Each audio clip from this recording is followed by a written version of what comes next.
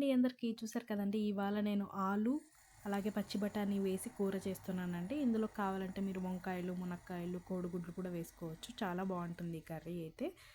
నేనైతే జస్ట్ ఆలు, పచ్చి బఠానీలు ఉంటే మాకు ఇప్పుడు బెంగళూరులో సీజన్లో ఎక్కువ ఇవి దొరుకుతాయండి. అందుకే బఠానీలు వేసి చేశాను నేను. అందులోకి కావాల్సినవి 2 టమాటాలు, అలాగే ఒక పెద్ద సైజు ఆనియన్ కట్ చేసి పక్కన పెట్టేసుకోవాలండి. ఇప్పుడు నేను ఈ కర్రీ అయితే కుక్కర్లో చేస్తున్నానండి. కుక్కర్లో అయితే చాలా సింపుల్గా అయిపోతుంది, ఫాస్ట్గా కూడా అయిపోతుంది. చూసారు కదా, ఆయిల్ హీట్ ఎక్కాక అందులో పోపు దినుసులు వేసుకొని కొద్దిగా కరివేపాకు, అలాగే 2 ఎండుమిర్చి, సన్నగా కట్ చేసి పెట్టుకున్న ఆనియన్స్ కూడా అందులో వేసుకొని బాగా వేగనివ్వాలండి. చూసారు కదా, వేగాక అందులో కొద్దిగా పసుపు వేసుకొని బాగా కలుపుకోవాలి.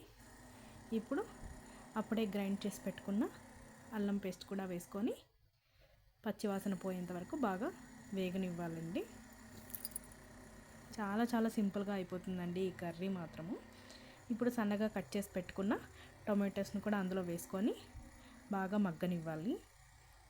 చూసారు కదా, ఈ విధంగా బాగా కలుపుకోవాలి. అందులోనే ఇప్పుడు తగినంత కారం, అలాగే ధనియాల పొడి, కొద్దిగా గరం మసాలా, అలాగే ఎండు కొబ్బరి కూడా వేసానండి ఇందులో నేను.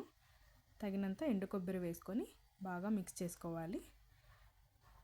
టమాటాలన్నీ బాగా మగ్గిపోవాలండి ఇవి మాత్రము. చూసారు కదా, ఈ విధంగా ఆయిల్ పైకి తేలేంత వరకు టమాటాలు ఎంత మగ్గితే అంత మంచి రుచి వస్తుంది కర్రీకి.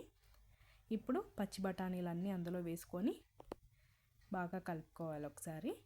అందులోనే మనం సన్నగా కట్ చేసి పెట్టుకున్న ఆలుని కూడా అందులో వేసుకొని బాగా ఒక్కసారి మొత్తం కలిపేసి, చూసారు కదా, ఈ విధంగా కలిపేసుకోవాలండి. ఇప్పుడు ఒక గ్లాస్ నీళ్ళండి, అవి మునిగేంత వరకు వేసుకుంటే సరిపోతుందండి నీళ్ళు మాత్రము. చూసారు కదా, ఈ విధంగా ఆ పీసెస్ అన్నీ మునిగితే చాలండి. ఎందుకంటే కుక్కర్లో వేస్తున్నాం కాబట్టి మళ్ళీ నీళ్ళు ఎక్కువ వేస్తే ఇదిగా అయిపోతుంది కదా, కర్రీ అంతా జోరుగా అయిపోతుంది. సో తగినంత ఒక గ్లాస్ వాటర్ వేసుకుంటే సరిపోతుంది. ఇప్పుడు తగినంత ఉప్పు వేసుకొని 4 విజిల్స్ పెట్టుకుంటే సరిపోతుందండి కుక్కర్లో.